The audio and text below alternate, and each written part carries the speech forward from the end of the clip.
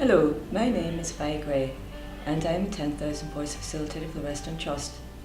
I've been involved in the piece of work called the 10,000 Voices, and as a result of that work we've done a piece of work in relation to eye care services. So with me today is Michael Joyce, who's been very proactive in the work that we've carried out with eye care services within the West End Trust. I'd like to introduce you to Michael. Thank you, Vi. Yes, my name is Michael Joyce, as you've heard.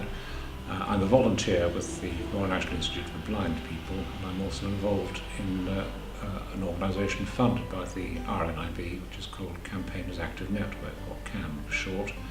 And particularly through Vi, we've been heavily involved, I think, in aspects of the 10,000 Voices project. And it's been a very useful and a very enjoyable experience taking part in these activities, and we hope that we've benefited the situation as it's developed over the period of time that this work has been going on. So last year, as part of the eye care services, we carried out a survey of 100 people who attended Alton Galvin services, in particular to the eye care services. So even though the positive feedback was very, very well received, there were some issues that needed addressed. And Michael, if you remember, some of those issues were things like staff introductions. Yes. Do you want to talk a wee bit about that? By all means, yes. That was one of the matters which came up in the 10,000 Voices project, and it's also something which we have noted ourselves at CAN and the RNIB. And the result of that is that we've been able to address it to some extent, and that's part of a series of 6 suggestions which have been developed to form a card which will be made available to all members of staff, and that's accompanied also by a video which we've shot. And one of the aspects that we're actually dealing with specifically is inviting staff to make sure that they introduce themselves to the person, saying what their role is and telling them their name, in order to make the initial experience of treatment or assessment or whatever it may be in the hospital setting a rather more comfortable experience for the person who's come along to be seen. And as a result of that feedback, all the staff now have got name badges, "Hello, my name is," with large print. Also, another thing that came up in the survey was the signage. Yes. How the signage was very, very mixed. Yes.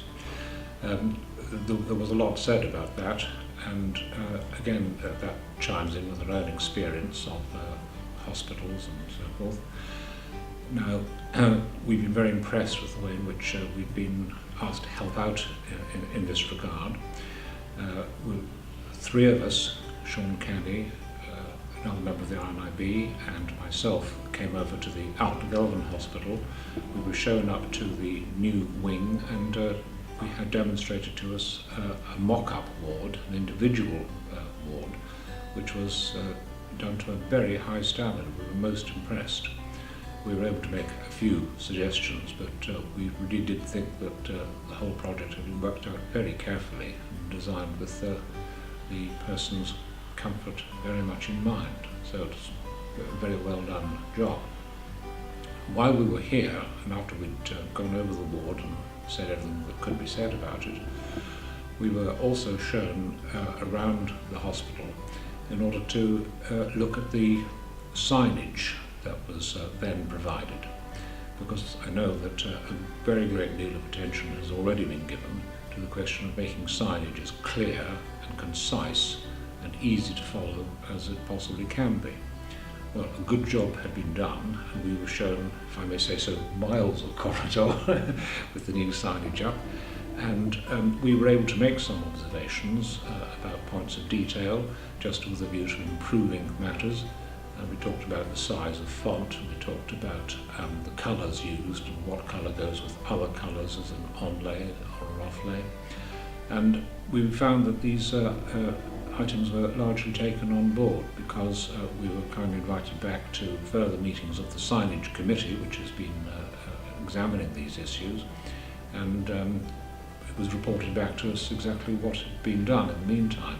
Some of the points that we'd made had indeed been taken on board, which we think would make the signage easier for people who are blind or partially sighted, and at the same time as good and clear as it can possibly be for all other patients using the hospital setting.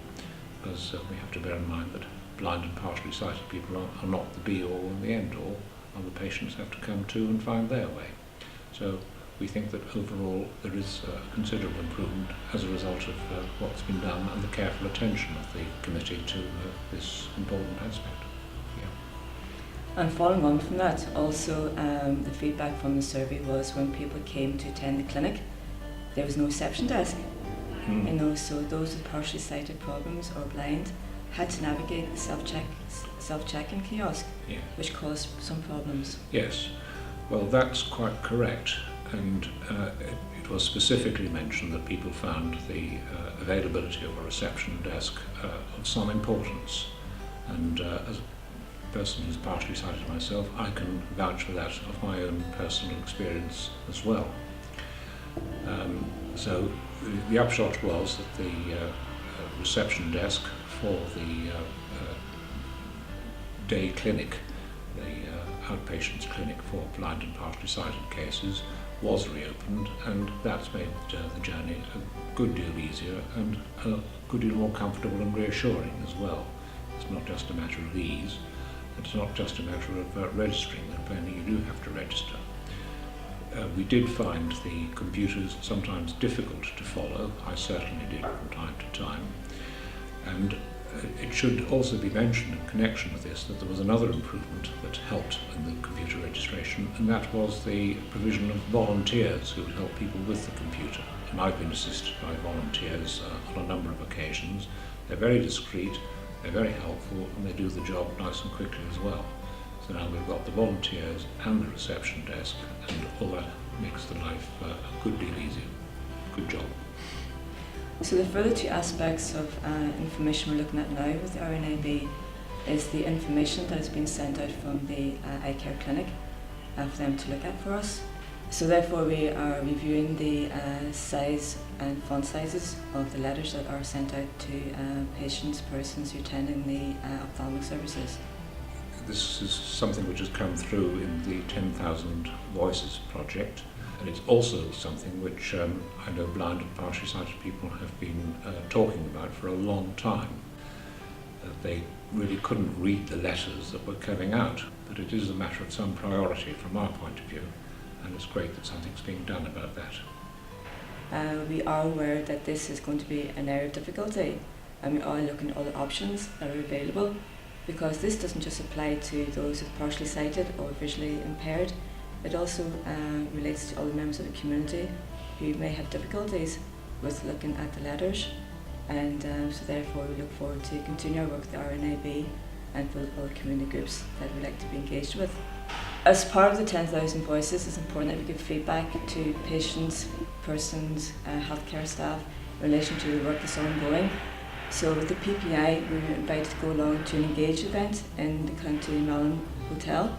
This is an annual event, I understand, and I had the opportunity of going along to the event held this year in 2018, thanks to Vi's kindly invitation. And on the principle that there's no such thing as a free lunch, I was asked if I would address, I think, 6 groups of people on work to date. So I was able to run through some of the improvements and developments that had arisen from the 10,000 Voices project, very briefly, just to let health service staff know what had been going on. So it was great to be able to sit down and just talk to people and take a few questions from them about what was happening. And they all seemed very alert and engaged and interested to hear what was going on. And the feedback seemed to be quite helpful and quite welcoming. So it was a good day, but a very good information day as well, and I enjoyed it very much. I'm very glad to be asked along on that occasion. I would like to take the opportunity to thank those who've been involved with the RNAB in helping us to do the work so far. And again, it just proves and demonstrates the point that people's voices do matter. And it's very important that we hear about their experiences in order for us to influence changes, shape future services, and commend staff when a good job is being done, but also where actions need to be carried out in order to improve services. So for those who like to participate, there is a website, www.10,000morevoices.info.hscni.net, or contact me, Vi Gray, at 028 71 345 171, extension 214886. Thank you. Hello, my name is Louisa Dollick. I'm the Service Manager for the Western Trust for Ophthalmology and Optometry Services, and we've been heavily involved with the 10,000 Voices campaign and the iCare project over the last year or so. And we've made significant changes within service as a result of this project, where we have engaged with the RNIB, our patients relatives and staff that work across all the various areas of iCare services. Some of the changes that we have made has been in relation to introduction of staff to patients and relatives. So we have introduced all of our staff with the Hello, My Name Is badge. We're also progressing to have other badges that would be of the yellow background and black writing to really meet the needs of our patients that have any visual impairment.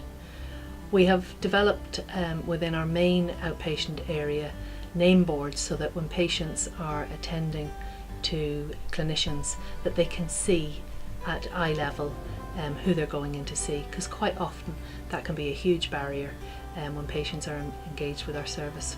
Another area that we are looking at with RNIB's engagement is around our advice leaflets. We are progressing with the development on the Trust intranet page to look at all our advice leaflets and get them into a format that is more accessible to patients and relatives with any visual impairments. For example, looking at audio versions of our advice leaflets. Our advice leaflets that are online, so that patients can look at these in the comfort of their own home with their own technology to view this better. We're also looking to develop little video clips so that patients and their relatives can see what to expect when they come to access our services. We have found the 10,000 Voices project hugely beneficial for staff, patients and relatives right across iCare services, for us all to come together and work together in developing and creating a better environment for our patients and a better experience for our patients in the future ahead.